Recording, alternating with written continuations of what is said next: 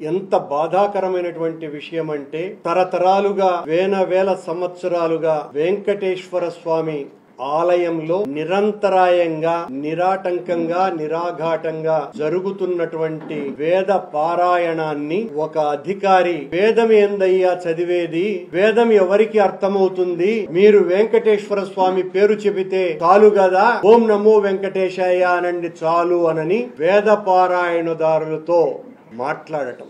కొద్దిమంది వేద పారాయణదారులు నాతో మాట్లాడుతున్నప్పుడు భయంతో వణుకుతూ సాంప్రదాయాలకు తూట్లు పొడిచేటువంటి పరిస్థితి, కొండ మీద దాపురించే స్థితికి చేరుకున్నాం సార్.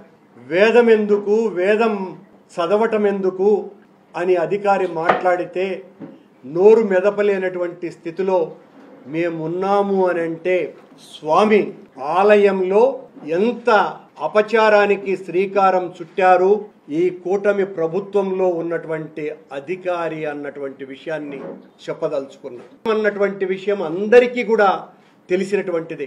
సనాతన భారతీయం వేల సంవత్సరాలుగా ఈనాడు ఇంకా కూడా సమున్నతంగా వెలుగుతోంది అంటే ఆ వేద జ్వాల కారణం అన్నటువంటి విషయం కూడా ప్రత్యేకంగా చెప్పాల్సినటువంటి పని లేదు.